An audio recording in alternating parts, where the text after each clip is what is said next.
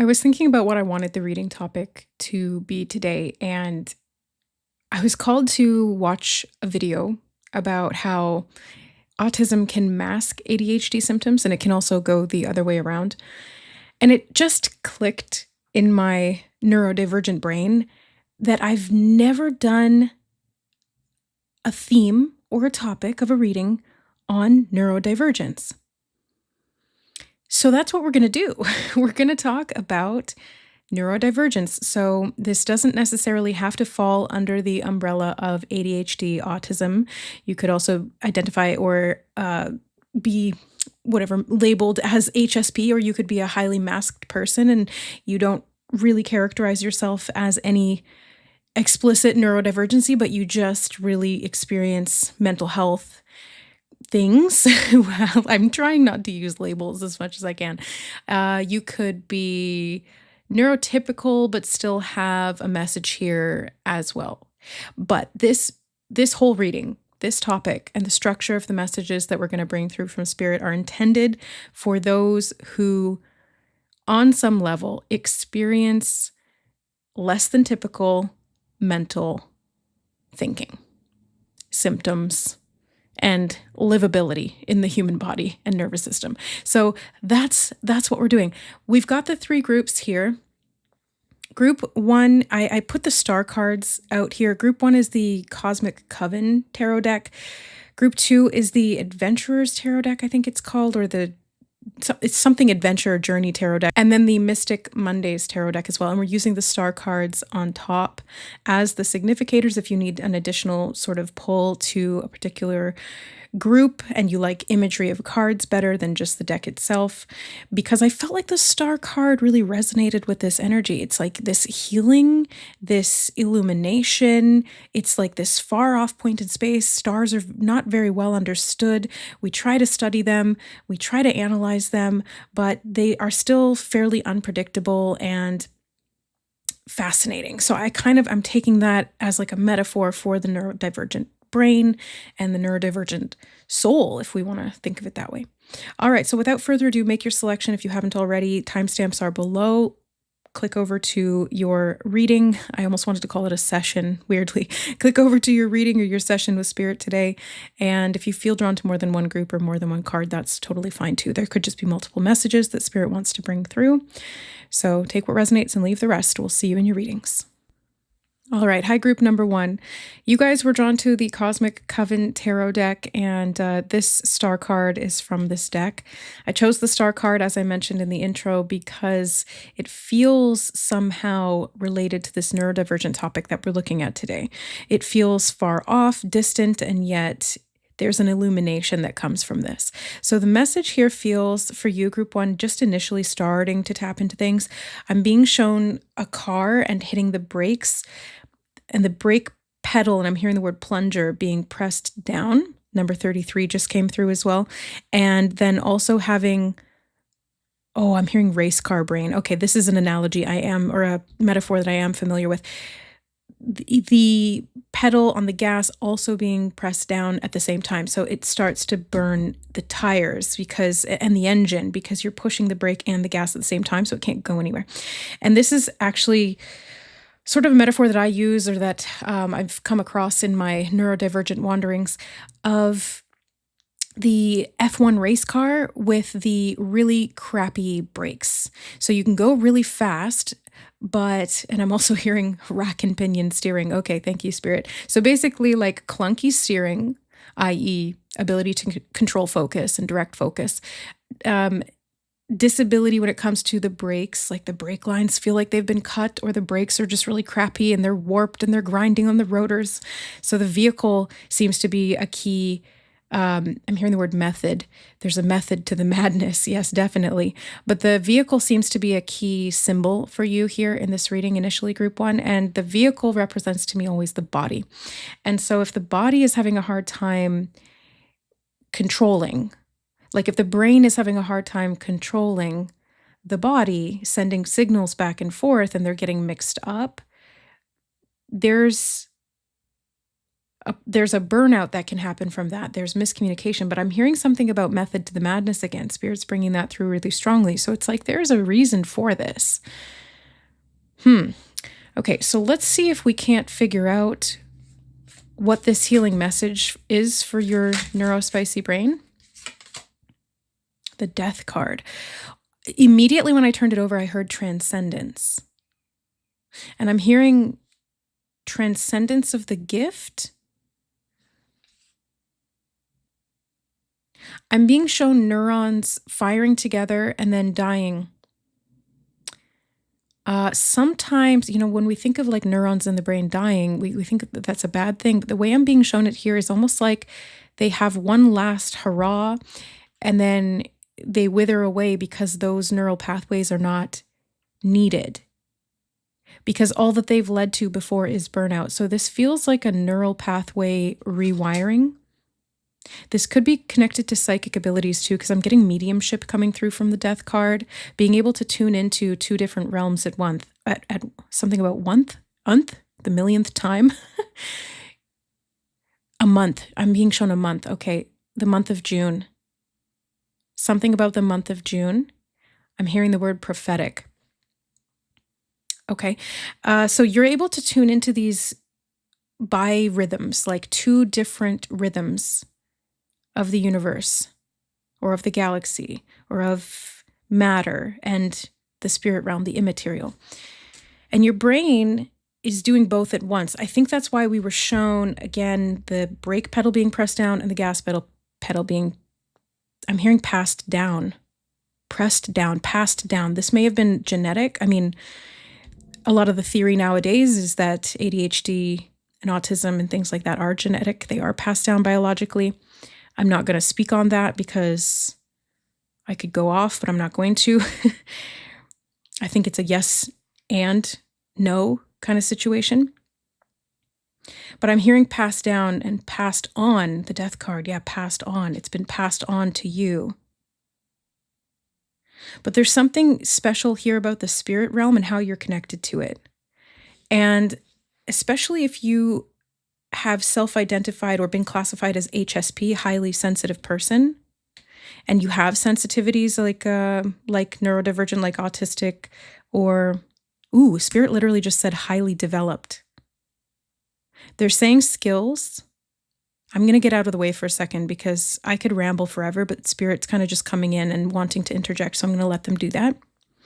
Skills, skill development, highly developed sensory perception, a skill beyond this realm, a mediator, a medium, a channel, a challenge, to reciprocate, to receive, to perceive, to inceive. They're showing me a sieve, like to strain something. To create from within a challenge from the kin, passed on, passed down through family. Then they said the word demeans. Where has this gift been demeaned? Yes, where has it been seen as a challenge? Because in some ways it is. But where has it been labeled? Because they're showing me slapping a label onto something. It's actually an urgent label, which is interesting. It's an urgent label. Kind of looks like a fragile label too. But the word says urgent. Okay. There's an insistence. Again, that gas pedal is down. And it is urgent all the time. And yet the brake pedal is also pressed down. And so it's really difficult to activate that urgency or to follow through. Spirit is saying the word conclusions, something about the death. They're showing me a video game. Boop, boop, boop, boop, boop, game over. Okay, so where has it felt like a challenge to move to the next level or to execute, to use your skills? Maybe it's even about skill development. Like, where are you having a hard time developing these skills? Like how to regulate your own mind, where it's going, and also what it's receiving. Because it feels like it's receiving a lot. You're highly attuned to these psychic realms. I'm hearing parallel dimensions. Yeah. Like on the other side. You're connected to the other side. And so you're not just channeling and experiencing sensory overload from what you're perceiving in the physical world. I'm hearing the word overwhelm. You're also they're showing me a mouth open to the sky, like it would be like a mother bird feeding the chick, but instead it's just like there's just slop being poured, too much, all at once. So overwhelm, you start choking on it, and then you can't do anything. You can't digest it. You can't gain nutrients from it. You can't even filter out what's the waste. And they're showing me the sieve again. So they're saying the word exchange, needing to get some kind of a filter, something to compress it down so that I don't know if it's like compartmentalizing it or something, but they're just showing me all of this information that comes in from the psychic realm on top of what's already coming through from the physical realm. And there's an interplay and interchange between those two, because the physical realm and the spiritual realm are like the same thing. It's just one we can physically see with our eyes and one we can't, but they are actually they're meshed together like this. Everything physical is also energy.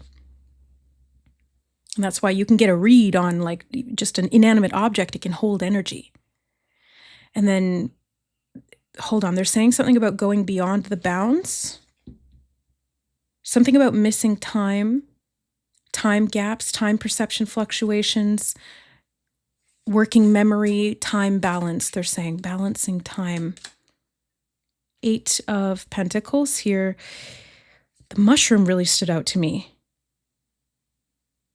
And it feels like, again, distortion, like time distortion. It's like a hallucination, and you're trying to ground yourself in this like wonky dream or this video game where the figure that you're controlling isn't acting in the way that you are pressing the buttons. Like you press A to jump and it sprints forward and you're like, what? What? Why did that happen?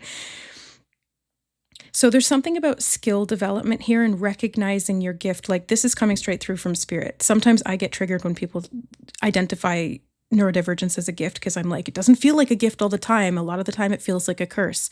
And this is what they're talking about here, but they want to address like the elephant in the room, which is really that this sensitivity is indeed a gift. It is powerful. But in that, you need to know how to, I was going to say wield it, but they're saying recognize. You have to be able to recognize it as a gift. Maybe you've mislabeled it because it's been mislabeled. Because this world doesn't understand it, doesn't know how to teach on it, doesn't know how to prepare you to work with this, really doesn't understand the fabric of reality to this intense depth that you are innately wired into and intricately connected to. Now they're saying the word bypass again, or not again, I don't know why I said again. Maybe this bypassing has happened more than once. But they're saying the word bypass, and they're showing me the dying off. Something about an old breed and a new breed. They're showing me a highway, like a super highway. Again, I'm seeing like highway, bypass, vehicle, raceways. These are all movement-oriented, vehicle-oriented. They're showing me shifting, something about shifting your destination. We have the 6 of Wands. That smudge stick's really standing out to me. Cleansing, energetic cleansing, spiritual cleansing. They're saying it's part of the die-off. Something about psychic or spiritual detoxification. Really important to build this skill. And something about a nation I just heard. I have no idea what they're talking about with that. Oh, thank you. Spirit said a nation of deficits. Something about national order. Something about this being very widespread. I saw 1111 as I just glanced up at the recording. Something about recognition, a realization, and I'm being shown an award. Okay, 6 of Wands could be, success, an award of some kind, a recognition. But I feel, again, it maybe even, hold on, they're saying something about taking it back. And they're saying recognizing again, recognizing your mission. That's what's coming through. Recognizing your mission. I'm hearing sword carrier. They're showing me the hilt or the sheath of the sword of the mind. The sheath is the body. They didn't fit correctly, is what they're showing me. It's like the sword bumped and ground its way into the sheath, and it's not smooth. The transition was not smooth. The process from going from the spirit realm into the incarnated body was not smooth. Maybe there were some birth complications. Something about airways I'm hearing, and objectified I also heard. So they're bringing through a lot of sort of seemingly random, but again, there's a method to the madness. There's meaning behind it. We've got the Queen of Cups. I heard discernment with that. That's really fascinating to me, because the Queen of Cups is a watery, emotional, fantasy type energy, very empathic, very HSP, highly, highly, highly, highly sensitive to everything, to noise, to light, to other people's energy, to body language, to tone of voice, to unseen things as well, unseen things, just energy in and of itself, to the stars, the movement of the galaxy, the planet itself, the moon, all of these things, the earth, people on it. Okay, but they said, hold on, something about interpretation they're saying with the Queen of Cups and opening to what? Opening to receive so you can interpret. And now I feel like the filter is clogged. Like the filter needs to be cleaned, because it's just too much all the time coming through, like a sponge that's gotten really dirty. It's no longer able to clean if it's doing that. Or the filter itself, it's like a vacuum that's been just so much dust and dirt and hair has gotten in there and all sorts of other stuff, debris, and it's no longer it's not doing what it can do, is kind of what I'm seeing here. The world, the world is so heavy sometimes, but it doesn't have to be. But the sensitivity to what's out there, what's around, seen or unseen, is very prominent. It's clearly noticeable, whether you realize that that's what's happening or not. King of Cups. I like that you have King and Queen of Cups. This is my HSP group. You could have other neurodivergencies as well, like any label whatsoever. But the dominant trait here is psychic sensitivity. Highly intuitive, highly perceptive. I'm hearing the word prominent in the spirit realm. That's what Spirit just said. And they're showing me like massive number of guides that you work with, that want to work with you, actually, because you're one of the rare ones.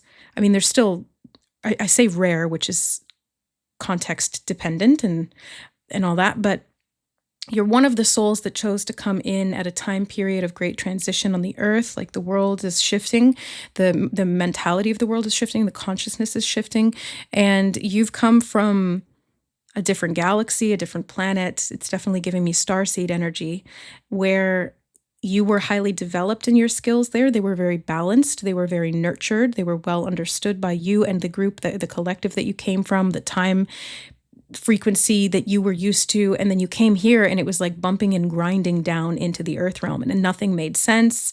Everything feels inconclusive. You're having a hard time coming to a conclusion about anything because nothing seems to be fitting together. It's all jarring. It feels very jarring. And the reason that so many of the spirit guides actually want to work with you is because they are learning how to better assist others who are coming in, like the next wave after and the next wave after. You kind of feel like a way shower, or somebody who holds that frequency, or like kind of works out the kinks. It's like the first generation of a new product. There's going to be some glitches. There's going to be some things that don't quite work right. The idea is there. The concept is beautiful. But it's just that there's still kind of room for assessment, and the Spirit's giving me the word predictions. So this almost feels predictive in terms of like future generations, but it's like there's going to be room for adjustments to the biological body so that it can contain and match the frequency of the energy of the soul and the waves of souls that are coming in. So you kind of like took one for the team here. You took a bullet. I'm hearing bullet to the teeth. Oof. Something about a bullet catch, like being able to do something that seems impossible. It's it's a very neat skill to have. It's definitely something that has been developed over many lifetimes.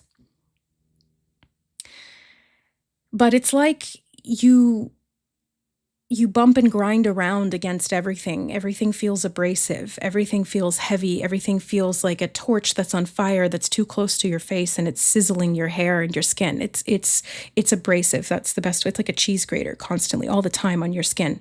So you may experience this with like your physical skin, or this could be your energetic skin that I'm talking about, like your aura. And then I'm being taken back to video games again, and it's like the avatar or the skin, like the appearance that you have could feel jarring to you as well. You're like, this doesn't feel like it suits me in terms of who I remember myself to be beyond cognitive processes, just at the soul level. Like I'm not this weird body thing. I am a blob of energy and light. Like, what the heck is this weird meat suit that I'm wearing? It kind of feels like that. And the meat suit needs some upgrades. Let's just put it that way. Now, let's not put the body on blast and go down a rabbit hole of the body sucks and let's just be spirits and souls again. But, yeah, there's some issues here. We got the Five of Pentacles coming out after I say that. And the Five of Pentacles can indicate health issues. This may have even led to your demise in previous lifetimes. I'm just getting that as well. Or to your predecessors, to people who have passed, because they were unable to manage this energy. They were unable to integrate it. They didn't understand. They didn't have the skills. They didn't have the developmental level. They didn't have the support network or the community understanding to better integrate what's going on here. I just heard schizophrenia for someone. If I'm hearing something about a brother who has schizophrenia, or a friend who passed who had schizophrenia, it may have even been undiagnosed if they passed early, like in their teens. Okay, that was very, very direct message. So yeah, it's like the body is still working on developing this system to be able to contain and work with the soul. And it's like there's muscles that are underdeveloped. The brain itself is still... It's like hot wiring a car. Like, it'll work, but it's going to fry some circuits. I don't even know if that's true, but that's just what I'm seeing. Again, the vehicle, the body. Some circuits are fried. Some have died off. Sometimes that's necessary. Other times there needs to be stimulation for new growth. Yeah, I'm hearing hallucinations. Okay. We got the Four of Pentacles, and there could be a difficulty in grounding because not everything is a hallucination, and it's hard to kind of parse it apart. It's hard to filter it, like what is real and what is not. It's like, have you guys ever seen Adventure Time and the Ice King, when he has the crown on, he's like, my stanky old wizard eyes. It's crazy, crazy, crazy all the time. It's like, and he can see what's there in front of him, but he can also see all these weird spirits and blobbies all over the place, undulating around wildly in his vision. And it's a it's a big task to have to deal with that all the time, like what even is reality? Something about game makers. Spirit just said game makers, blueprinters, archetypal souls who create civilizations, create realities, construct game experiences. It's like you're hardwired to develop. Gaming and coding may be a way that you express this, like either playing video games or coding video games, or this is just a metaphor to simplify the way that this message is coming through, or all of the above could apply. But there's something here about being able to understand the makings of the game because you're connected to the makers of it. It's like you're one of them. You're one of the makers of the game. And so to come in, you had to kind of like volunteer to flesh out this pool of thought. I don't know why that's coming through, but it's like if you incarnate into the genetic pool, maybe that's why the word pool is coming through. You incarnate into the genetic pool to be able to understand where the deficits lie in the consciousness bridge, and how to close that gap and how to get them to integrate better. Wow, that's very interesting. So grounding. Then you have the Four of Wands as well. Something about group efforts. I'm being shown like community benefits, community recognition, having others, or like a support group or something, or just friends and family, your circle. Something about a close-knit group of people who are just like you or very, very similar. Having them surround you in the world is extremely beneficial, extremely helpful, whether it's literally physically in your location or it's an online group or it's something spiritual. But it's necessary to have a group of people or souls around you that feel aligned and who can recognize and understand. Because not only is this going to help you to better adapt to your set of circumstances biologically and how you're, hold on, Spirit just said something about internet and Ethernet cables. They're showing me Wi-Fi signals being spotty. So if you can channel psychically, it might go in and out sometimes. And having other people around you, especially other people who have these gifts or skills who do know how to ground or who have gotten to a certain, like they've been able to tweak things in a certain way, and you can practice that as well, either by mirroring or like shadowing them in some way, learning from them, being positively influenced by their way showing for you or vice versa. Either way, it's supportive because the network helps to ground.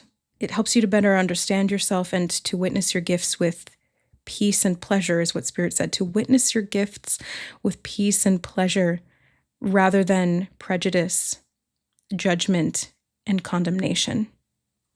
Okay, 2 of Pentacles. This is really going to help you to balance some things out here, and you can alternate between hitting the brake and hitting the gas appropriately. The steering will improve as well.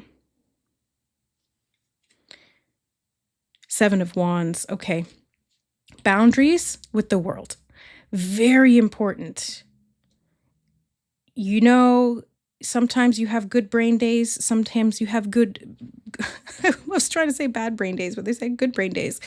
Look, there's spirit guides helping you and the group of people who you're connected to who have these same benefits. I want to call them that. So maybe this is like a reframe, a perspective shift away from old traditions of non-understanding and judgment. It's like being able to have something about objectivity, perception, and non-attachment is coming through. Being able to have a little bit of a different role in this by how you and others perceive it. And it starts with accepting or receiving some kind of healing here into the brain, into the mind. 5 of Cups underneath. This is going to be really supportive. So boundaries with the world.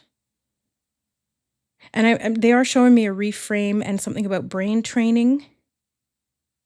Training your brain. I'm being shown somebody meditating. Something about archetypes, mythology, and they're saying method to the madness again. So INFJ is coming through. Even ENFJ, that's interesting. I'm not even familiar with ENFJs, but INFJ is coming through really strongly. That's Myers-Briggs personality type. High level of sensitivity, high level of depth, a lot highly perceptive. I'm hearing something about non-judgment again. Okay, and I did grab these other oracle decks, so let's get some more solitude. I was going to say it's like a highly solitary type of, the INFJs are the lowest percentage group, and neurodivergent people are minorities as well. Like, I've thought about this the other day. What if the entire world was neurodivergent? There would be no stigma against it. Everything, all of the systems would be adapted to better suit that. And I've even read like Reddit posts and stuff about people being like, we should create a whole city that's just for autistic people and we can all go and live there and it will be this beautiful haven and all of the lights will be dim and or like blue light or whatever, and we'll have like super thick walls in the apartment buildings and like all around so that sound doesn't reverberate or doesn't carry. There'll be like noise laws and things, and shopping centers will all be like self-checkout unless you want interaction because you're ADHD, and then they'll have like the ability to do that, but everybody goes at different times and so it's not super crowded. It's like all of these different things. And I feel like grounding into the world in some ways has felt like a solitary thing, or you've had to exclude yourself from things, or you've just been excluded because there wasn't accommodation or because you had to compensate. Courage. And it takes courage. I'm being shown like blasting rock apart, blasting out of something. Something about neural flexibility is coming through, and they're showing me, again, like the neural die-off and then a regrowth that's happening. Something about a mental attitude and mental aptitude, and they're pointing me to the Two of Swords with these two rainbows in the mind bridging there. Maybe it's like left and right hemisphere. Disruption. They showed me like blasting out of something. So it's giving me Tower card energy. Let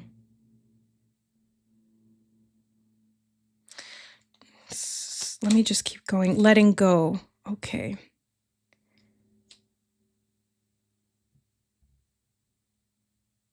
Perturbation. Oh, I feel this one as well. Fatigue. Yeah, that can be a main symptom, especially if the gas pedal and the brake are being pressed down at the same time. Fatigue.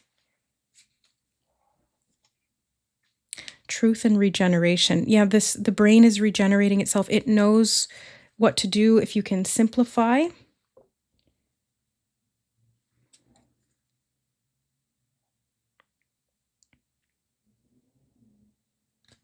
You might need to let go of some people that disrupt your life. Have the courage to set some boundaries. It doesn't mean you have to let them go, maybe just to communicate or set some boundaries to advocate for yourself. Okay, I feel this one. This little root is contained in the box. That is exhausting. But look how big the root is and how it is finding a way out, and it is finding a way to ground. I feel like this is you trapped in the matrix. It's like you are way too big for this box and your soul knows it. You're way too big for this body and your body knows it. And so the body needs to accommodate the soul. The brain needs to learn to adapt to the psychic capacity of the mind. Okay, so this is number 19, awareness. Where are the edges of your box that keep you confined? Who created them? What judgments are limiting your growth? Yeah, they said something about judgments. Allow space and break free. The possibilities are infinite. Do not be afraid of the unstructured places. Create your own path. Creation, I'm hearing, and the courage to disturb the status quo, to do it your own way, to create your own path. But there's an old way of thinking that needs to die. And this does feel like coming out of your box can feel excruciating. Coming out of solitude, entering into the world, and that's why these boundaries need to be here. So some structure is important, but also looking at where the attempt to protect the self has actually created an imbalance. Maybe it's too much solitude, and then you don't get the connection that you need. And that's exhausting, or too much connection, and that's overwhelming and exhausting. So it's finding the right balance here, especially with the Two of Pentacles. It's like constantly trying to adjust and sometimes overcorrecting or undercorrecting, but you'll figure it out. Ooh, the bird in the cage and the mind in the cage have been a synchronicity leading up to this reading as well. The key. But this one is coming out. Okay, so we have a man here with his eyes closed. There's light coming on his head here. It feels something about an illusion. It feels like there's a sense of peace that comes when you transcend the experience of the illusion. When you can differentiate and when you can better understand the wholeness of your identity and not as a limited being is kind of what's coming through here. We have number 16, movement. Find that place of deep peace within yourself when all around you is a storm.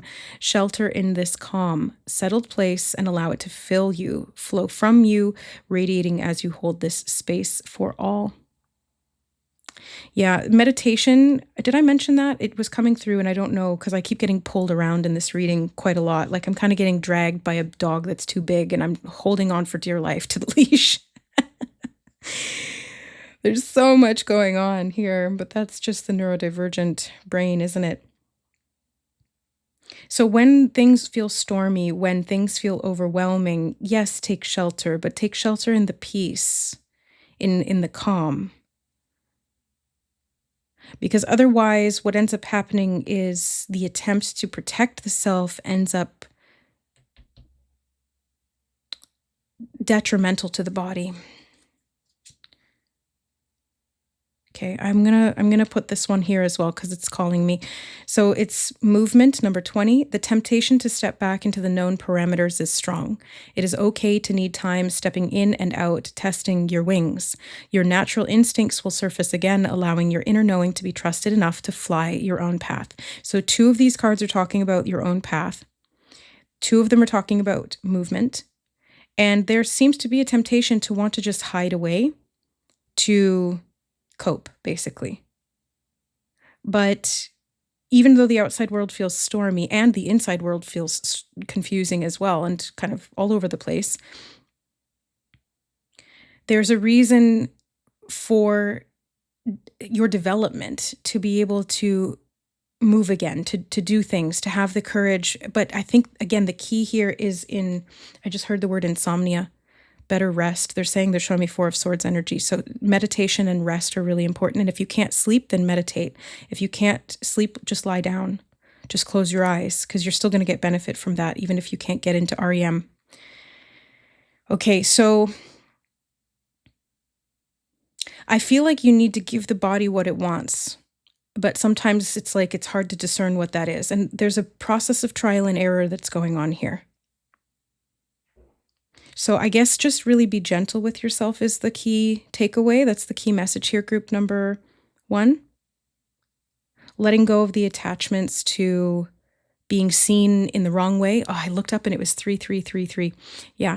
Letting go of the attachments to being seen in a light that is not true, being misunderstood, being mislabeled, being mishandled as a result of that, because you don't fit in. And that's actually a good thing because you're meant to lead a movement here, even if it's just your own path and the way that you're shaping it.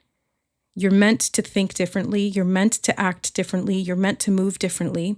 You're meant to move in circles with other people who move differently because that creates momentum. That creates an entire movement. And that's what needs to happen. I did just hear the word enmeshment. What are you talking about, Spirit? Something about the surfacing again, enmeshment maybe surfacing again, or there's something about the way that things are, the way that they're interconnected, or the way that you can feel so much from everyone all the time. You might become enmeshed because energetically you're trying to counter all of the input that you're getting, all of the sensory stimulation that's coming through from other people, because you can feel it. Many of you are healers too, by the way.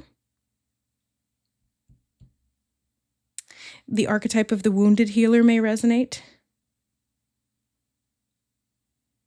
But for some of you, this is really just about getting out of a broken system and creating a better one that works for you, which does, because it's not laid out for you, it's about trial and error and figuring it out through practice, through patience, through application, and through self-awareness.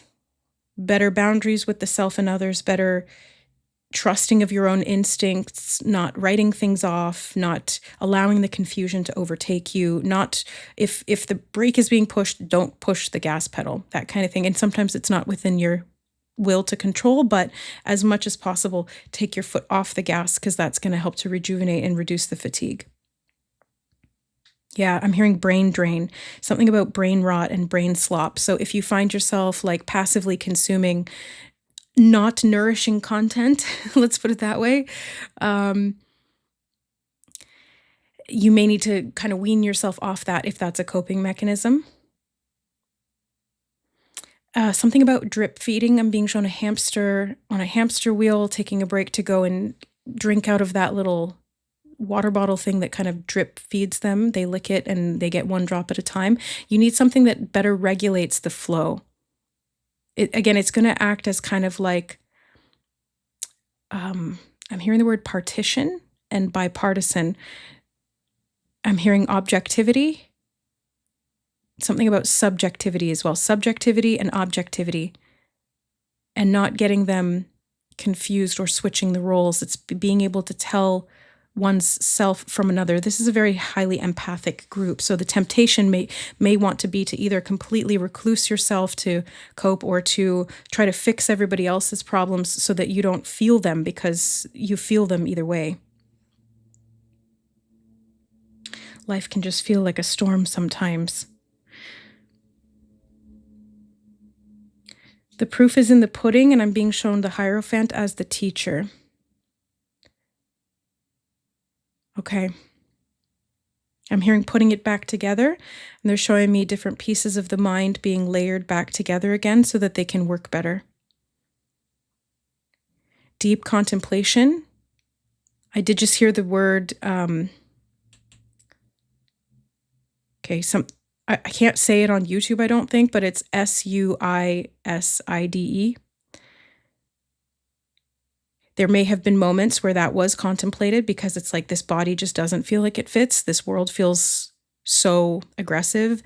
I don't fit in here. No one understands me, that kind of thing. So of course, naturally, there's this feeling of I want to get out of here.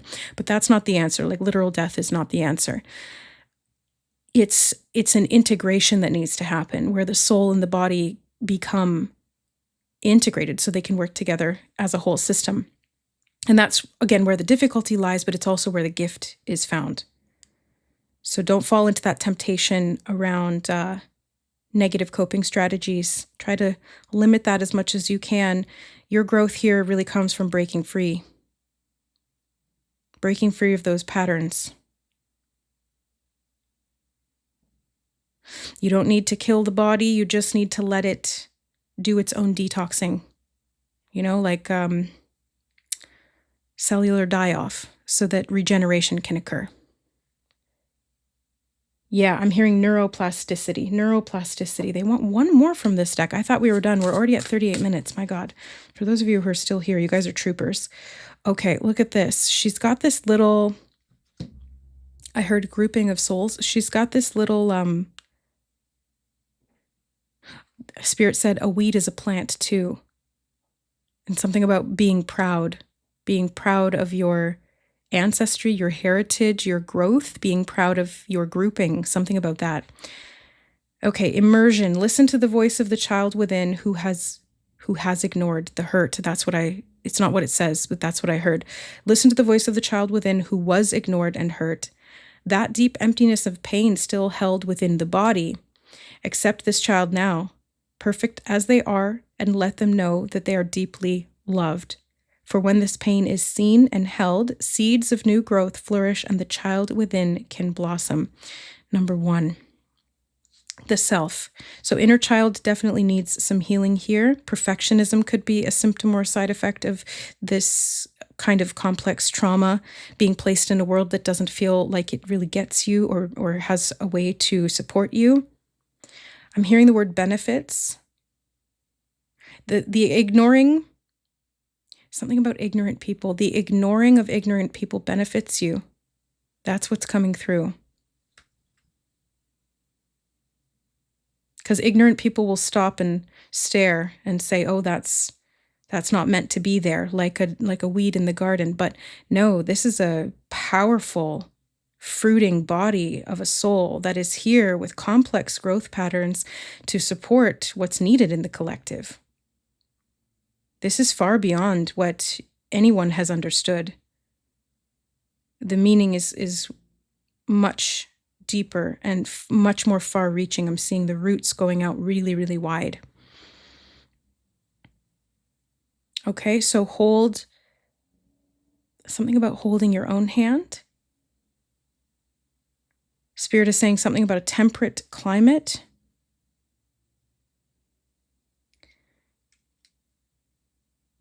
Something about a brutal wound, and they're showing me the healing of it. But it's like the old skin needs to die so the brutal wound can be healed. Oh, this is a how-to on how to use the cards. A how-to, that's so funny. I didn't even know this was in here, but this makes sense. I'm like, it didn't come with a guide, this body, this life, this reality, it doesn't come with a guidebook, it doesn't come with a manual, it doesn't come with instructions. And so you're here creating that basically for yourself. Learning the ways of the masters is what Spirit just said. And they're saying, teacher, teacher, teacher. Something about Peter, pumpkin eater. Pumpkins always remind me of abundance and harvest. They're showing me the soul growth. And they're saying Spirit guides, something about waiting in the wings. Big, big, big support team. And they're learning just as much as you are. they're learning just as much as they're teaching, just as much as they're supporting. They're taking away a lot from this that's going to benefit the collective. So I'm hearing one engrossed system. I'm not really sure what that means.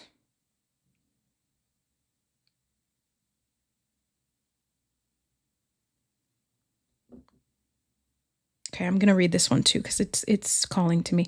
Feeling lost, no focus or structure to guide you, relax and let go of the struggle to work things out at this time. Spirit is saying method to the madness again. In this loose space, new ideas, new ways of being can take form. They're showing me neural rewiring. In this muddy ground, seeds germinate and new growth begins. So you have a lot of imagery here of seeds being planted, roots, growing outside of the box. I'm hearing new definitions. New definitions. The Spirit is saying something about step aside.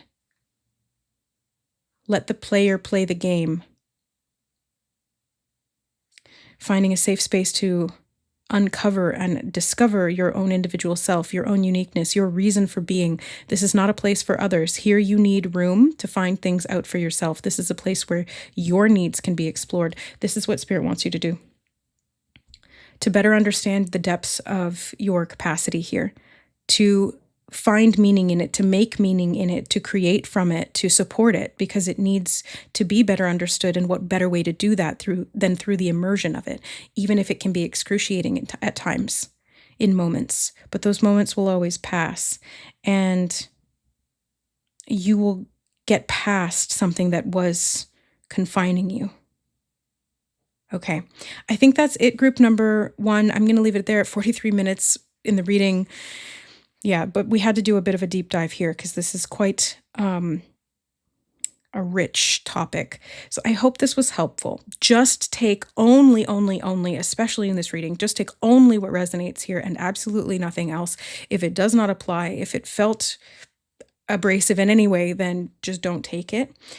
Everything that we channel through here is with the highest intention to support you in your healing journey of your full embodiment at soul level in the incarnation that you're currently in and going forward / like going out in all directions, because forward is contextual. It's all relative, right?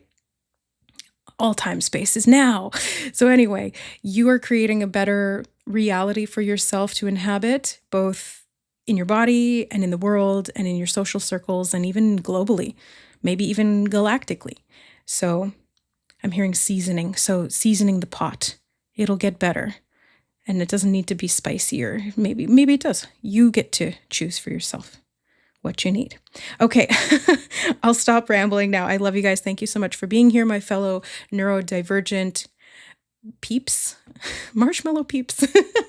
I love all of your softness, your strength, your sweetness, your saltiness, your spiciness. I love you all so much. Thank you for being here. I hope that allowing me to witness you today and Spirit to witness you today is helpful. All right, we'll see you next time. Bye. All right, hi group number 2. Welcome to your reading. You guys chose the Adventure Tarot deck, and this is the star card from this deck. I chose the star cards out kind of as like supplemental why can I not say this? Significators, because it felt connected to the neurodivergent message that we're bringing through today. For whatever reason, that's the card and the energy that I felt was connected to neurodivergence. So I want to mention that I just got out of bed, basically just woke up. I haven't even had my coffee yet, which is unheard of for me. I never just walk right into the office and do a reading, but that's happening right now. And everything that happens, even leading up to the reading and also in the reading, sometimes even post-reading, is connected to the message, although you guys really only get the before and during. So today it feels like there's something about kind of like rolling out of bed and just getting going, which is sometimes difficult for neurodivergence.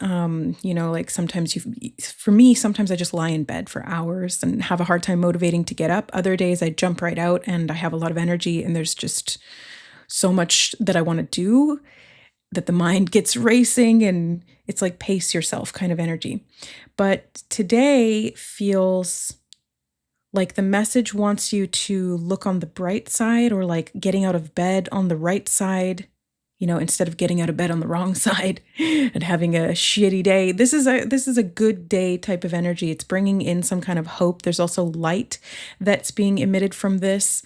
The star emits light, but I'm saying that also because another thing that I did that I don't normally do is I opened the blinds. So what you're seeing here is all natural light, and I have the studio lights off, which is, again, very rare. Usually I do it the other way around. I close the blinds and I turn on the studio lights.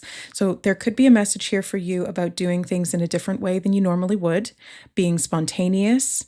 I'm hearing the word levitating. Okay, so this feels like it's lightening your being, literally lightening your being, elevating you, causing you to become lighter so that things don't feel quite so heavy and you can accomplish goals or tasks with a little bit more ease. And to me, in this moment, it feels like flow, like being able to move effortlessly, to levitate. You don't have to get up and struggle to walk. You can just move with the flow of the energy or move with the mind. I'm hearing being seen clearly. Okay, and then my attention was drawn down to the watering can, not this one on the right-hand side. And all of the light is coming from the right-hand side today as well, because that's where the window is. A window in time, a gateway, a passage, a portal. And this watering can on the right, what is it doing? I'm hearing messenger, I'm hearing orbiting. Something about an astrological transit is coming through, movement through astrology or an astrological window. Okay. Watering, and it looks like it's watering a red planet. Oh, that would be Mars. Oh, shit. And I was literally, right before jumping into this reading, I was listening to a Donnie Darko astrology reading, and he was talking about Mars. Okay, so this feels very, very significant. Mars is the energy of action, motivation, movement, implementation, initiation. It feels like something, it's like giving me Nike swoop, just do it. It's difficult sometimes when you have any kind of neurodivergence to just do it, because you can get so kind of rolled up, or I'm hearing something about capping the mind. You can get so rolled up or consumed by the thoughts and the mind that it becomes almost inhibitory to be able to take action. So something about lightening up, taking action, not thinking too much or not overthinking it, just letting your body do the work. Mars feels like it's connected to the body. Okay, Page of Swords, and he's pointing to X marks the spot on this map. I was also getting a lot of travel messages this morning, before I even got out of bed, and we're talking about movement. Justice. Okay. I'm hearing something about making your mark, and I'm hearing X marks the spot. The name Mark could be significant, or like making your mark, your stamp. I'm hearing the word agility and ability. Your ability to be agile, your ability to move. The essence of you, I'm hearing the essence of you, something about your essence and your energy and your ability to move. I'm also hearing stationary, and I'm being shown either remaining stationary, but moving in the mind, or making the mind stay stationary while the body moves. The word stationary, a station. There's something about a gateway and a portal, and I'm being something about trouble traveling, and I'm being shown train stations. Okay, and trains often make me think of like a one-track state of mind or one-track mind. Staying on track is hard. But there's a gateway, or there's a way station or a portal of some kind that I keep being shown. And the other thing that stationary was reminding me of is like pens and pencils, stationary. This is the Bic Atlantis. Felt called to mention that. Death, okay. 555 as I held that up. Travel, movement. Fives are about movement and change. Making a change, doing things differently. Something about the sunrise is really calling my attention there. So doing things differently when the sun is up. I'm hearing when the sun shines, make hay. So when you have the energy, do the things. When you don't, plan for another day. But then don't overthink it, just take action. Feels like balance here. I like that she has the coffee in her hand on one side and the sword in the other. So some days coffee, some days not. Like today for me, usually it's coffee for me because that's what gets my mind going. But it feels like being able to alternate or alter your routine stimulates. It stimulates something, even if you're somebody who really, really, I'm hearing digs routine. That's not a phrase that I would normally say or use. I really dig that routine, man. What are we, like in the 70s? Something about portals and time are important here. We have the Fool reversed. It's like taking the first step. The initiatory action is difficult. And I'm hearing play with it. It needs to be played with. I'm being shown masks like for a theater. Happy and sad masks. Could be like an alter ego or alternating between those two energies. The word alternator also makes me think of a car. You could be reminded of something that once gave you energy or got you started. Something about refueling is coming through as well, because how are you going to travel if you have no fuel? Coffee is sometimes the fuel, sometimes it's not. Maybe it's light. Maybe light is the fuel. You need vitamin D, or you just need that input from the sun. Because I'm seeing horizons, I'm seeing light cresting, and it's connected to Mars. So this feels like bodily energy. Six of Cups, I was just channeling something about memories because I heard that. So this is the cup of memories. I didn't mean to say cup of memories. Is there a literal cup that holds memories? Because I was thinking about a cup that I have. It's a purple chalice that has flowers and I'm hearing the word radiance and a hummingbird on it. And I keep it purely for the memories. Like I don't use that cup. It's sitting on the bookshelf behind me. There's something about a literal cup. I'm being shown a coffee mug and I'm hearing the song Weapon of Choice. Who is that by? Fatboy Slim? Weapon of choice. The weapon of choice is the mug. The weapon of choice is the cup. But it's somehow connected to memories of the past.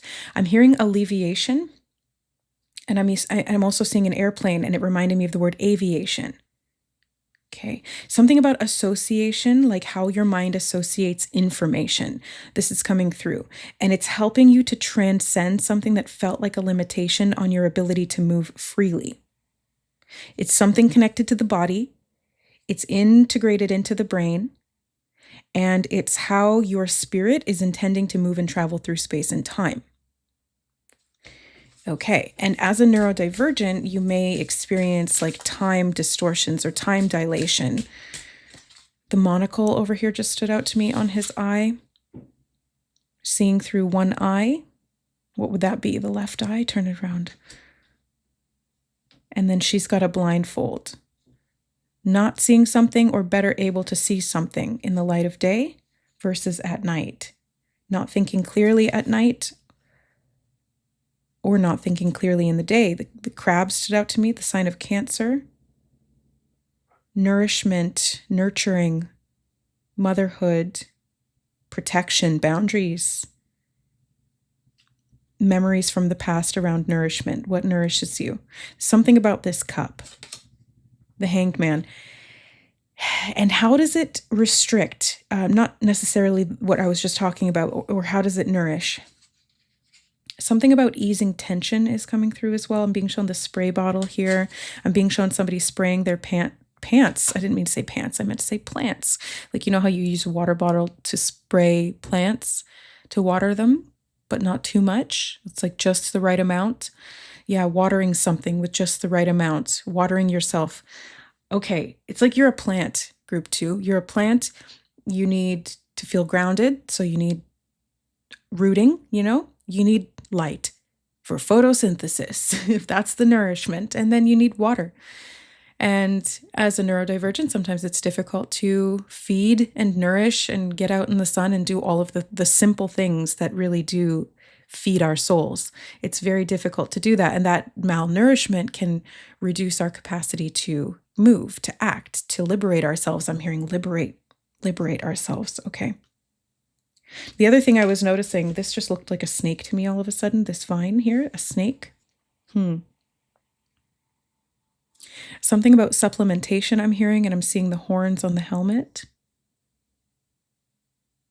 Horns are made of biotin and keratin, I think. So maybe supplementing with biotin and keratin, something about that, strengthening like the nails, the hair, the skin. Something about moisture is important as well. It feels like taking care of yourself. I'm hearing fetal cells, something about fetal cells. Okay. I was trying to get this straight the whole time, and it still feels like it's on an arch. Maybe that's significant. An arch, a gateway, a bridge, a pathway. The other thing I was seeing here is how this spray bottle seems to be connecting with something about a telepathic line. I'm hearing a telepathic line, and I'm seeing this cord of attachment holding up the hanged man, or restricting him, I should say. And as it's being wetted, it's changing the density of the fibers, and they start to stretch. Kind of like how when you get your hair wet, I'm hearing fibers, something about fiber or fibrous supplementation or substances. But I was going to say, like, when you wet your hair, it's more stretchy. That's also why it can break easier, but it becomes more elastic. Elastin, collagen. Okay, so we're talking about literal, and I'm being shown brain health and brain supplementation, mental clarity, and thinking. Coins on the eyes, something about a rite of passage. Paying to be able to see clearly. What is that talking about? I'm hearing the word influence. I'm being shown like YouTube influencers who are holding up different packages of things and saying, oh, this really worked for me, you should buy this. Something about that is coming up. I do feel that one. Knight of Pentacles. Yeah, it's like an offer, a business deal, some kind of, and he's got his coffee in his hand as well. There's something about waking up to a tradition.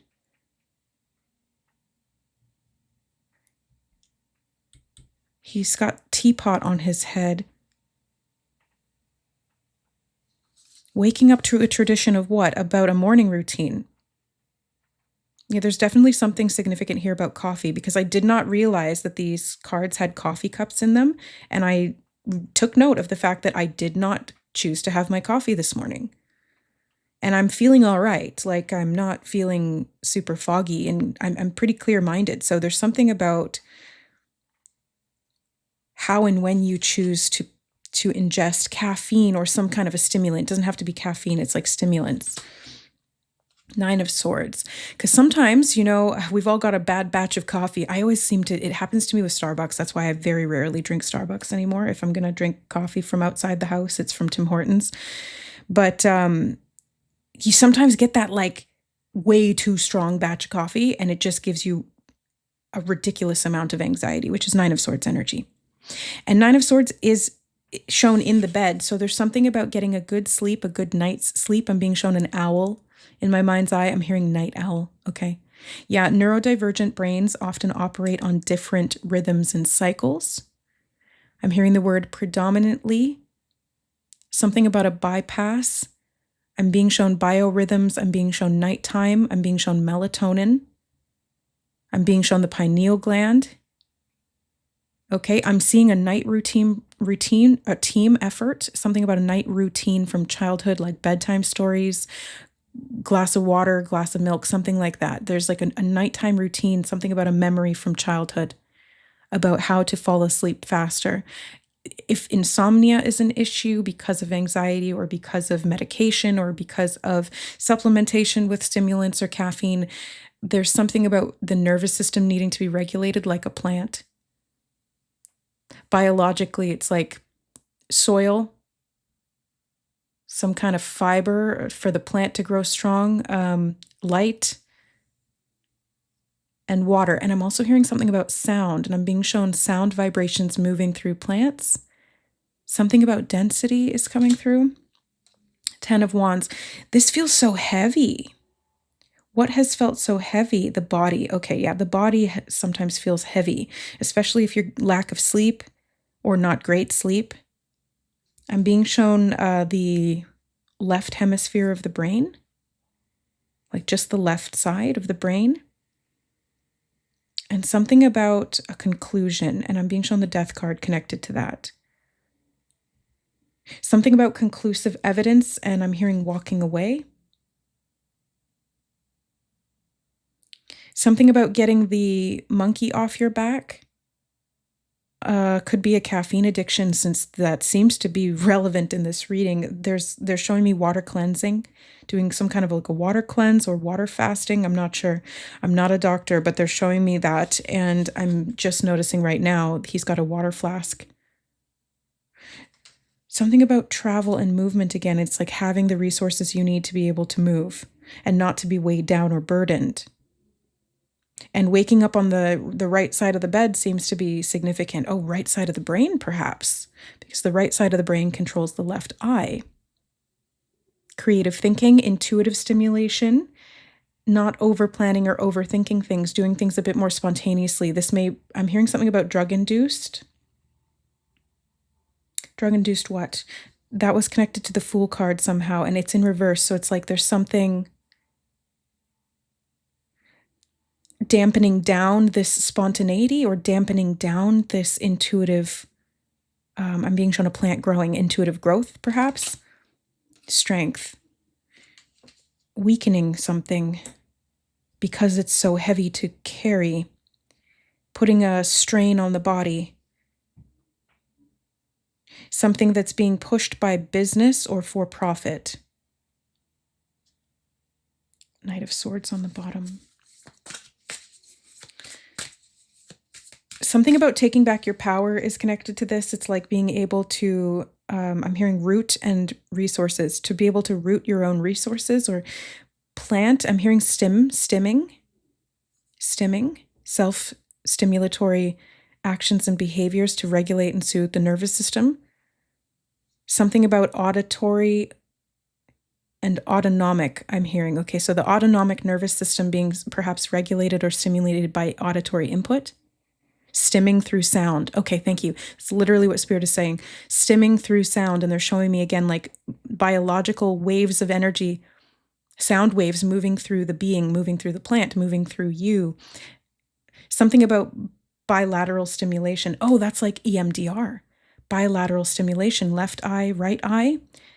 Movement back and forth. Walking is bilateral stimulation as well, or tapping like this, moving the legs or the hands. Anything that has a bilateral biorhythm, they're saying something about bilateral. Okay, we have Judgment. The gravestones have been a synchronicity for me past couple of days. Resting in peace, and you do have the Death card too, so being able to let a memory that's been swimming in your mind, haunting you in some way, to rest in peace. Something about not giving it the time of day, and something again about, I'm hearing simulation. I'm hearing the word simulacra or simulacrum. I can't tell. Simulacrum. What does that mean? It feels connected to simulation, like it's a simulated thing. I'm hearing the word priority, something about prioritizing your health. I'm being shown the hair again. Changes in hair density, changes in hair fall or hair growth cycles could be little triggers or warning signs that something is off and you need to change something that you're ingesting or intaking, or like a behavioral routine, even just a thought pattern. Bringing it into balance. 10 of Pentacles. Okay. I'm hearing season of wealth, and it feels more like security than anything else. I'm being shown a vault. Something about a proper way of navigating.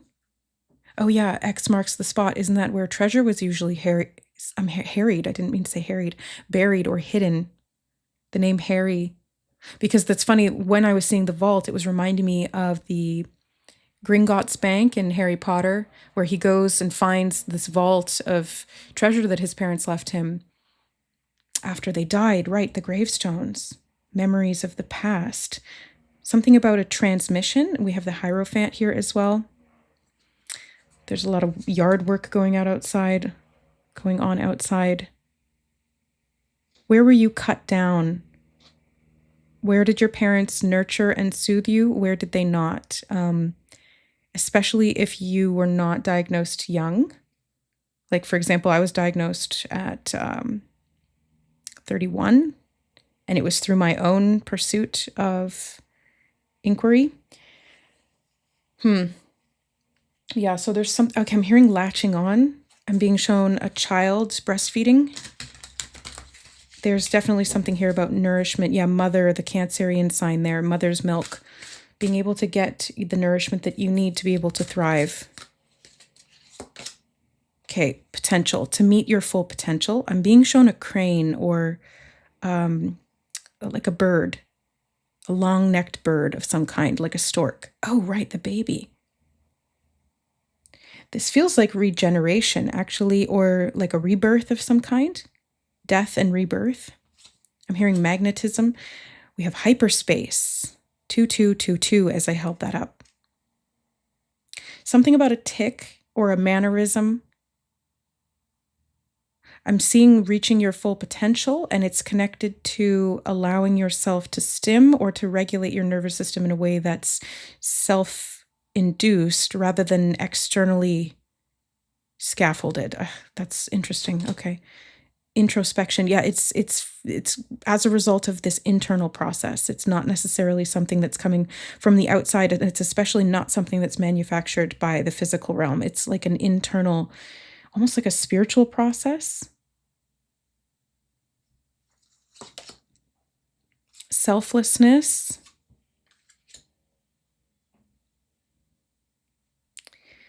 Being able to give and receive feels significant. I feel this one as well. Hiding. Your potential's definitely been hiding from you in some way. Links to the past feels significant here. It feels like a genetic link or a missing link. Fear. 9 of Swords is fear energy, anxiety. I am literally hearing poor quality rest. That's verbatim from spirit. Poor quality rest induces fear. And then you have a no. And a memory underneath. Look at that. There's memories again. Saying no to the memory of something that does not serve you, something that invokes or induces fear. It may have been hiding or lying in wait inside you and crops up when you are vulnerable or in a state of dysregulation, when you're triggered, for example. And what you're meant to do here is to balance that out. Now, the key to balancing that out feels like listening to yourself, listening to your system and what you need, turning on the intuitive mind and being able to, I'm hearing something about better days. But I was hearing brokering a better deal. And you've got this tree here that's grown nice and tall and strong on the hill.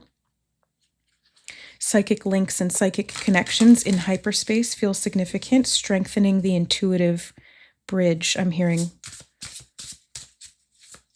it gets you down off the wall. Something about bouncing off the walls. You've got the tarot spread or the oracle card spread, and it says first thing each morning. So there's something about things that you're doing each morning. Focus in meditation, meditating each morning, something about clear understanding, better relationship. It's all you need. Okay. Interesting. You have a 9-card spread here. I mean, the word conclusion is really like popping out at me. It's springing out at me intuitively, like a jack-in-the-box conclusion. Coming to some kind of conclusion after you've been waiting to see something come out for a while. It finally pops out at you and it becomes clear what it is. It might be a little startling, but it doesn't have to be fear-invoking or inducing because you've been better able to prepare by gaining this internal support and guidance from meditation. Connect with spirit. Connect with the selfless self. Yes. Meaning go beyond the ego mind. The selfless self is the version of you that exists independent of your identity. And then the baby. I just intuitively stopped on that. I was getting birth and rebirth, something about fetal cells, and something about memories from childhood. These could even literally be memories from within the womb. Psychic attachments, links of connection to the mother and her fears and anxieties, or her inability to rest, or her failed potential, things that were separated out. Unable to better understand the self. Okay, so there's a deep regeneration. I'm hearing something about nerve tissue being repaired. Something about the baby's brain and the body and the brain. how they're connected. Something about tactile and taking time to feel things out in a tactile way. Again, stimming, fidget toys, things like that. Just whatever you do to stim. I like to feel my nails. Awareness. Something has taken its time to gather together into form. It is now ready to come into being, a birth, allowing us to let go of old patterns or behavior that do not serve us now. Let go of the fear of the unknown and allow a higher knowing to guide you into this new beginning. I think that's pretty freaking clear, guys. That's really what was coming through strongly in bits and pieces, and this card has just beautifully summarized it. And I'm hearing very well. Something being done very well, or you being like, very well, that's what I'll do. Something like that. Anything else you want to say here, Spirit, to group number 2? It says reclaiming the self. I have been on a journey to reclaim self, looking to discover some of the many faces.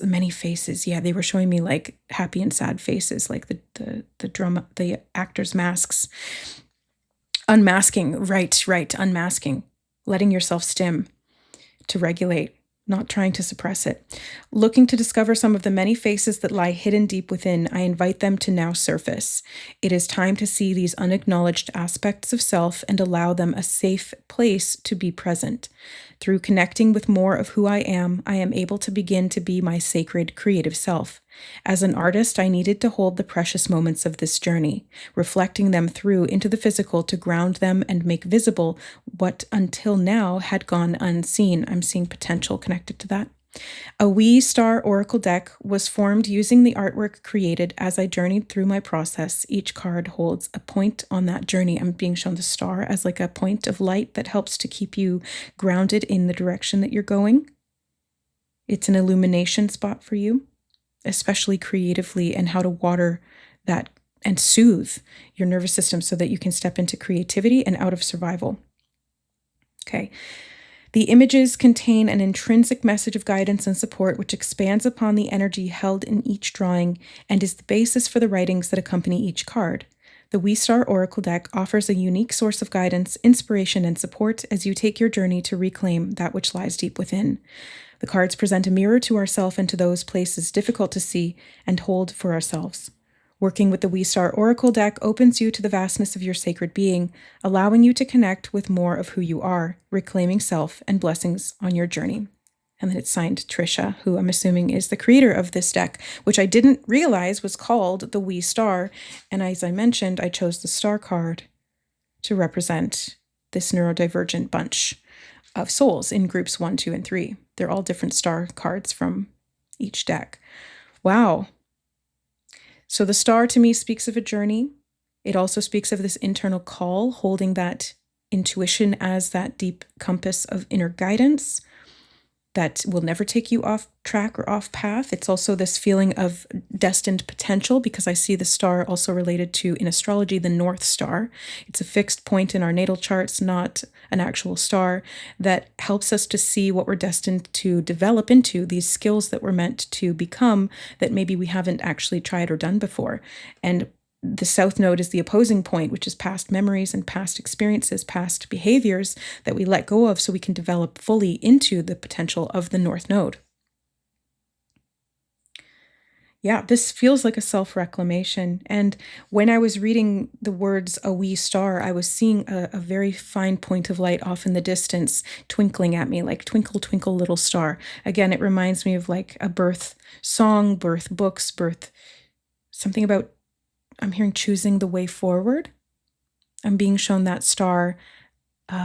What was it called when people are on boats? I'm seeing the sailboat here. And they would use, wayfinding, thank you. Wayfinding, using the stars to navigate by night. When things are not clear and it's not daytime, you can use the stars to navigate. Something about your dream realm is a passage or a portal for you as well. Traveling through the astral at night, getting good rest there. I'm hearing the word respite. And then it talks about how to use the cards. The one line that's really standing out to me is allow a question to form in your mind. If you do not have a question, ask the universe to show you what it is you need at this time. So it feels like contemplation and deep introspection. You had the word introspection, and I was getting meditation being something that could positively influence this reclamation of self, the clarity. And it feels like things come together. Nighttime and daytime start to match, and there's like a smoothing out that I'm being shown and a soothing effect.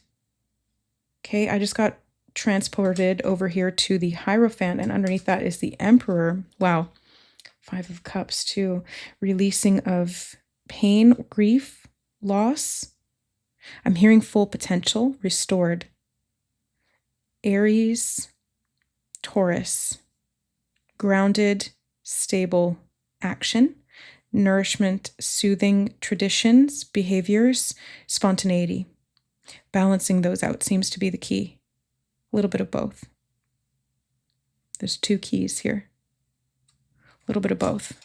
32 on the time. I think that's it, guys. I'm going to leave the message there. One last thing. I felt called to look at the bottom. Immersion, number 23. Feeling lost, no focus or structure to guide you. Relax and let go of the struggle to work things out at this time. In this loose space, new ideas, new ways of being can take form. In this muddy ground, seeds germinate and new growth begins. And I'm seeing the loosening of the rope here. It's like a bungee cord. It starts to have more flexibility to it. And there's movement even in moments where it feels like things are stuck. So yeah, relax, release that struggle. Allow the space to open up, get really loose in your body, allow yourself to regulate how you need, and you won't feel lost because the star is your guiding light that I'm hearing proves to you, but I was going to say that guides you, helps to keep you from getting lost in the first place. Okay, that's it, group number 2. I hope this reading was helpful. Just take what messages resonate and leave the rest. These are meant for neurodivergent souls, but if you're not one, that's okay too. There could be messages here for you. There's no out groups here. All are welcome. I love you guys. Thank you so much for being here, and we'll see you in the next reading. Bye. All right, hi, group number 3. Welcome to your reading. You guys were drawn to the Mystic Mondays deck, and this is the star card that I'm using for the significators for this neurodivergent reading. So let's take a look. Okay, the first thing that's coming through before I even pull cards, I'm being shown messes and messiness. And I'm being shown cleaning up messes or doing cleaning, something about cleaning rituals. And depends on your neurodivergent leanings and the way that your brain functions. I know for my ADHD folks, it's really difficult to clean. It's difficult to motivate. It's difficult to find the energy. Whereas for the more autistic leaning people or those on that kind of side of the spectrum, it can feel really soothing, and it can feel like it organizes your brain to organize the outside world and for everything to have a place. I lean both directions, so I alternate between those two, and it's a constant struggle. So there's something about you cleaning something up. It doesn't even have to be like cleaning your house. It could be cleaning up your mind or cleaning up your mental state. Let's take a look. You have the Empress, so it actually does bode well for you to clean things up in your environment. Sorry about the glare on that card. But it's like getting things nice and shiny. It feels like satisfying, or it scratches that itch in the mind, in the brain. You know the kind, like the visual stim, or it's like having the surface area around you to feel spacious in your mind. Does that make sense? Like I'm trying to explain an experience that's purely in the mind, but it does kind of depend on the outside space. So there's this feeling of peace that comes from it. There's this feeling of, okay, I can relax in this environment because everything is in its place, or everything is ordered. And usually when the outside world is chaotic or the outside environment is messy, it creates stress, whether we're conscious of that or not. It does put tension on us. And as I'm speaking, I'm being guided to like look backwards at my room, and there are some things that need to be organized. There's a pile of laundry, there's 2 bags of stuff that are left over from the move that I haven't packed away yet. So it's that kind of thing. It kind of looms over your shoulder. Your subconscious mind can feel it and sense its pressure being there, that everything needs to have a place. And there's something about this connected, I'm seeing this one as well. There's something about this connected to the subconscious mind. So let's keep going. Let's get a little deeper. I'm really hot right now. I'm getting hot as I do the reading too. 7 of Cups reversed. Yeah, it feels like everything having its place. Everything needs to be sacred in its home or in its little space. And there's a lot going on. There's many things, and it can feel a little overwhelming. But when things are ordered, it feels less daunting. Temperance. Balancing things out and creating, I'm hearing the word supplementation, weirdly. That's just coming through from Spirit, supplementation. I am being guided to take these. 8 of Cups. 5 of Cups, what are you supplementing with? And the Strength card. Something that's going to ultimately strengthen you by walking away from it. But I keep getting this like orderliness, doing things in a certain order or creating order from chaos. And chaos isn't always a bad thing. Sometimes it's like creative chaos, or we have to get messy. Sometimes we need to be gentle with ourselves if we make mistakes or if we spill things. It's like, it's okay. It happens. It's part of just being human. But there's something here about regulating the nervous system through the environment, like what is physically around you. Could be the people there as well, but we've got the Magician coming out underneath the Empress, which is mega powerful. It kind of feels like the capacity to create this, what's the word, like feeling of luxury just from having things be a certain way. It almost feels like feng shui, like being able to move things in a particular way that flows the energy to you and makes you feel good. Without being able to really put your finger on why, you just feel good. You just know that sensation. And you don't really even have to logically understand it, because you can feel it, you can sense it, you can actually experience the emotional sort of temperance. That's why temperance is here. It feels like balance.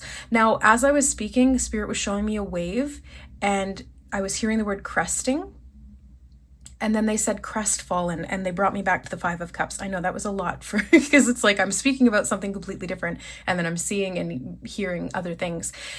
So there could be something that's kind of like lingering or running in the background for you emotionally, like a low-level depression or something that you've been disappointed with yourself about or disappointed about in general. And there's something in your environment that needs to be adjusted to make room for the emotional space or emotional capacity to kind of just sit with yourself. Now, the other side of that is like being able to sit with yourself in this peaceful space, internally, externally. It's going to create the opportunity to move on from something that was detrimental, that was kind of weighing heavy on you. Feels like it was an emotional burden that you were shouldering. And the reason this is really important, and it's key for you to understand in this moment, that's what's coming through from Spirit. They're talking about understanding it, is because in the understanding of that, you're going to be able to release some tension. And this is actually going to strengthen your capacity to feel at ease in your space and to smooth things out. And this smoothness that Spirit is showing me is kind of like what I was talking about before with the shininess. It's like it's satisfying for your brain, it's satisfying for your soul, because it's smoother, it's not as rough of a texture, if this makes sense. It's coming through almost like synesthesia, like I'm experiencing this emotion as rough in texture, as bumpy in texture. And when it is dealt with in, I'm hearing the word maneuvered, when it's dealt with in a way that repositions it I'm hearing the word synchronicity. It's going to feel smoother. I can't explain it any better than that, but it's going to just feel better, I guess, is what I'm trying to get at here. Now you have the Eight of Pentacles as well. I feel like you're going to be able to create from this. I feel like you're going to have more space, whether this is literal physical space because you've squirreled some things away and you've organized them, you've put them in their place, so you've cleaned things up, or emotional space, emotional room to maneuver.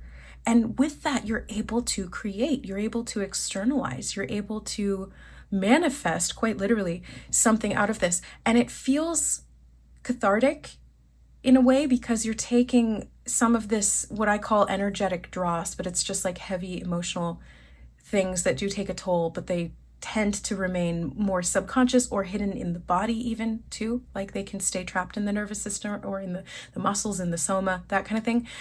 But I'm seeing you be able to externalize it, and to be able to move it through you helps you to stop running from it. Oh, that's what Spirit's talking about, something about running and chasing. And I feel like they're giving me the word relinquish. What are you? Okay, so they're saying like stop moving, let it go. I'm just going to step into channel mode for a second and kind of just get out of the way. Relinquish the burden. It is taking a toll. The snow has fallen. Release the gold. Sorry, I'm just translating as I'm pulling it through. Yeah, something about a workhorse and you've been pulling something in tow. They're showing me a breach of contract. I don't know what this is talking about, but they're showing me like a workhorse with, what is that called? Like a yoke on the shoulder, that big wooden thing that's attached to the plow, and they're pulling things behind it. You're pulling something heavy here. Okay, and it feels like it's been pulling on you. I'm hearing the word reprise, something about reprising. I don't know, reprising something. I'm not clear on what that is. And then they also give me the word respite. So it's like when you reassess something here, it's going to create this space. I just keep getting this spaciousness. It's like there's more room, there's more surface area, there's more, it's decluttered in the emotional space or in the mind or in the body or in the physical dimension, like in your literal room, in your house, in your life. There's something about this spaciousness that's really, really key for you, group number 3. Okay, we have the Knight of Wands underneath of Temperance. And something about that is giving me, again, like runner chaser energy. So maybe identifying where you've been running from something. And it feels, like I said, very, very unconscious, because that's just the sensation that I'm getting. It's below the surface, but it's there. And then the Fool card. I actually got the word exuberance from this, and it feels exciting. It feels stimulating. It feels new. It feels fresh. It feels exploratory. It feels like, oh my God, there's so many room for activities. Like there's so much that I can do now that I have this out of the way. You know, it's like that. And it feels now, instead of running away from something, you're able to move in a direction that's more aligned with you, that feels more intentional because you've gained awareness of something here. So it's not chasing per se, but it's not pushing either. How do I explain this? It's kind of like you're able to relinquish something that was weighing on you, that was burdening you, that you were holding up on your shoulders. And I'm hearing something about standing on your own 2 feet. And instead of just existing under the weight of that, you're able to do something better. You're able to freely move. You're able to freely move. That's the best way I can describe it. 6 of Pentacles. Something about a weighed, something, okay, the Spirit said something about being weighed and tallied. Something's being weighed and tallied. It's connected to the 6 of Pentacles underneath this 5 of Cups. So it feels, hold on, they're showing me like fuel sources, something about an oil can and a gas cap or gasket. Not blowing a gasket because you have the resources. Now I'm being shown like getting moving, being able to take action. And they're saying, again, relinquishing the load. Okay, so getting rid of things. Maybe with the 6 of Pentacles, this can sometimes talk about charitable giving. Maybe it's literally like going through your house and getting rid of stuff for donation because it's just cluttering up your space and therefore cluttering up your mind and therefore weighing emotionally heavy on you. It could even be stuff, hold on, Spirit just said taxes. Something about a gift of reprieve or respite. They're kind of mixing those words together in my mind. It feels like temperance, like reprieve and respite mixed together to find some kind of equilibrium there, but they're saying it's connected somehow to taxes, either literal taxes or something. It's something in the mind. Okay, I'm being reminded of the 8th house in astrology, and it does rule taxes, but also taboo things, the psyche, spiritual and the occult, deep emotional things, because it's ruled by Scorpio. Sex, death, and taxes, basically. It's the 8th house. I mean, there's so much more to it, but there's something about this like psychological relief. I'm not sure. Hold on. Let me put my finger on it a little more. Something about putting your foot down, I just heard. Being definitive about something.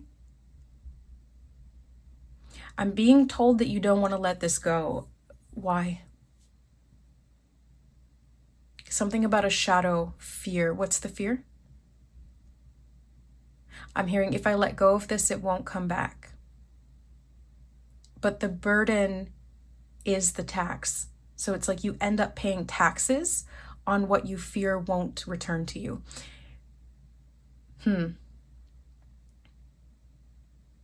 And I'm trying to relate to this, like I'm trying to understand. Hopefully you can relate to this and it resonates, because I'm trying to understand it. And the only way that I can really make sense of it in my own head is kind of like the experience of holding on to a memory. I'm hearing something about social fabric, social glue, social gatherings. Okay, that was really out of left field. But the example that's coming to mind, sorry, I get interrupted a lot. The example is kind of like holding on to an object that has a lot of emotion attached to it. It's like there's something nostalgic about it, or it has a memory. And I keep hearing glue and fabric as I'm speaking. And it's like, I don't want to let go of it, because what if I forget, or I might need this thing, like what if I get rid of it and then I end up needing it, and that feeling of like, oh, I don't have it. But really the way that I've understood this in this moment, and even in the past when I've been in this kind of situation, if this example applies, is that every time I get rid of something, it feels like a weight off my shoulders. And if I do end up needing it, something better comes in instead to take its place. Something that's more aligned with me and that doesn't take up that same emotional weight, or I don't have to pay that emotional tax on that thing. Okay. The Hierophant. Okay, on the bottom, we have the Queen of Pentacles reverse. I'm hearing give it away. And then it's funny because as soon as I said that, I heard the Red Hot Chili Pepper song, give it away, give it away, give it away now. Okay. So it's like physical things that are taking a toll on you. You're paying taxes energetically on stuff that's in your environment. And it's more mental than anything, the way that I'm being shown it. It's more mental than anything. But when you have the proof of the relief, you will see how the physical is connected to the mental, to the psyche. And Spirit is saying, make room. And they're showing me how the physical reality around us is symbolic. Like everything that we have in our environment is symbolic in some way. It's representative of something that we're holding archetypally in the subconscious, or something that is being externalized or made manifest from the psyche. Ooh, that's cool. Okay, and then my focus just shifted over to a house coat that I have hanging on the back of my door. I don't know why that was like a house coat. A house coat. Something that's coating the house. The mind, the spirit. A house coat is something you wear when you're in the house. You don't take it outside with you. Or maybe there's something literal about a house coat that needs to be relieved or removed. And to be completely honest with you, I don't often like talking about really personal things to me, but I do have a house coat of my mom's that I've been holding on to for the last 5 or 6 years since she passed. And it just takes up space in the closet. I don't wear it, but I'm kind of loath to get rid of it because it's one of the last things she wore. And it's hers. And it's like, maybe it still smells like her a little bit.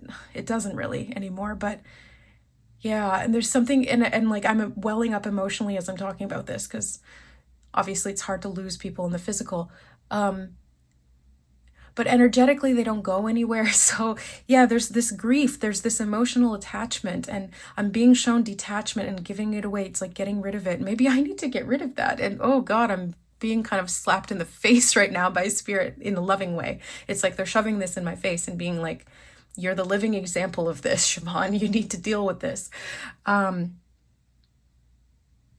if it's not, if it's not time, if you're not ready yet, that's fine. It's like giving yourself the grace period to be able to adjust. But there's something about like being able to move on and being able to clear space and being able to have room to breathe and room to grow and room to accommodate these movements or these these shifts. I'm hearing the word machinations in the mind. It's like something's moving in a different way, and it does need space, or it does need more room. That's the best way I can put into words what's coming through energetically. Okay, let's get some oracle cards.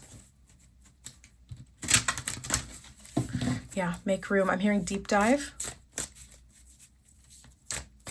Something about sporting events. That's so random, Spirit. Communication, sporting events, selflessness,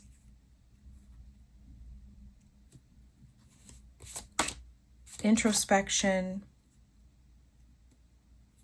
I'm hearing take time to breathe out.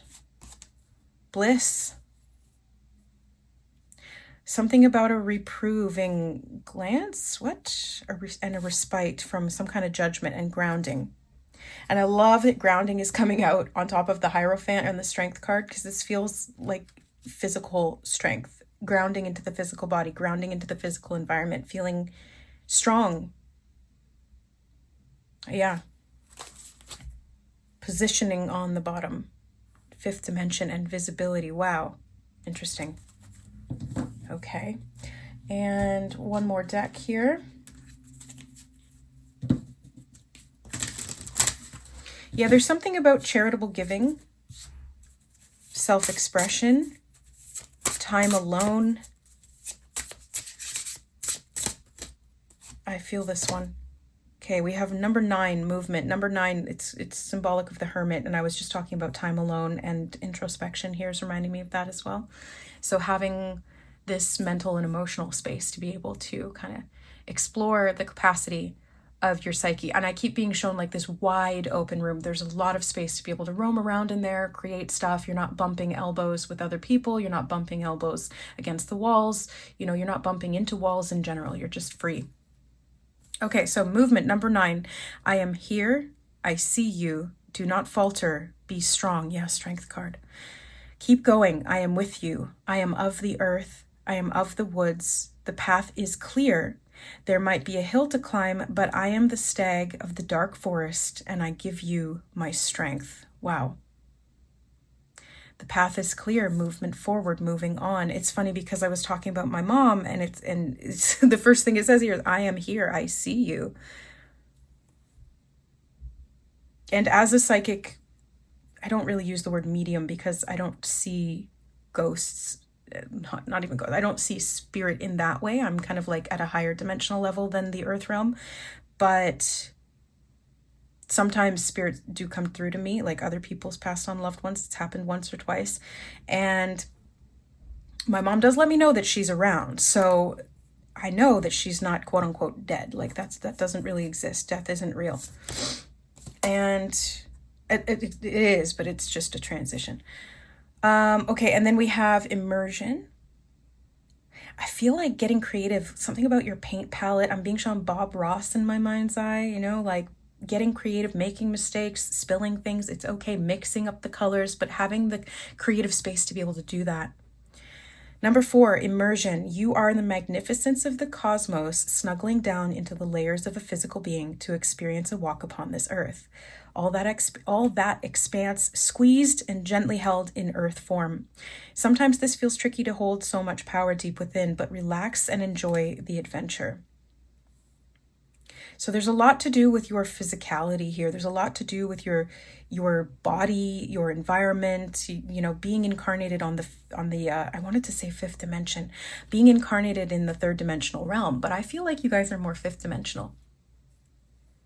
And that doesn't mean that you don't exist in the physical realm. You do. It's just a state of consciousness that's kind of you've got more room to run around in the fifth dimension than you do in the third, that's for sure, because the ego shell layer is not as aggressive. And I'm hearing the word exposed. I feel this card. Let's see. We've got this man here. He came up in one of the other readings. I can't remember which one now. Movement number 16. Find that place of deep peace within yourself. When all around you is a storm, shelter in this calm, settled place and allow it to fill you. Flow from you, radiating out as you hold this space for all. And they're showing me the Temperance card underneath in my mind's eye.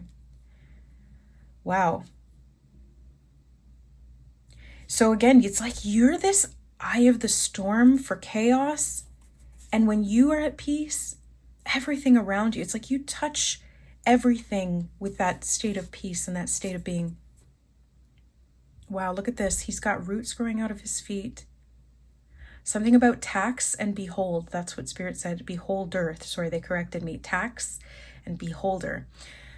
Okay, movement number 3. Tentatively placing your feet upon the ground, allowing new possibilities to emerge, new growth after a time of rest, like the bear after a long winter. That's a synchronicity for me. I was seeing a lot of bears recently. Whew, yeah. Like the bear after a long winter, take your time here and allow yourself to build strength before striding out into the world. There's a lot here to do with you strengthening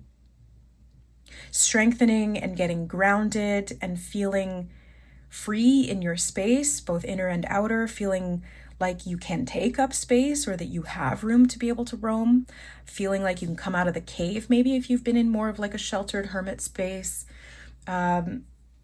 Something about being able to adapt and adjust, I'm hearing. And then on the bottom, we have immersion again. Ooh, yeah, this one looks messy, but also it's like chaotically beautiful. I'm hearing the word contemporary and something about front facing. Immersion number 30, an old hurt repeating many times, a pattern that does not want to be seen. This is a wound that in some ways has become an old familiar friend, a way of life. There's a patchwork of mending and fixing to keep things together.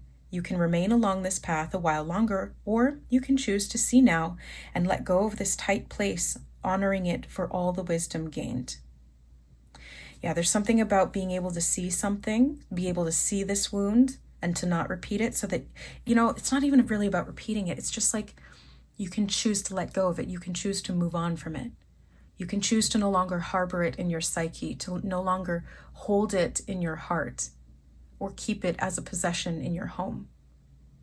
You're finally able to release it, to move on. And doing so feels both charitable to yourself because you're removing that energetic tax that was something about a token to spare, I just heard.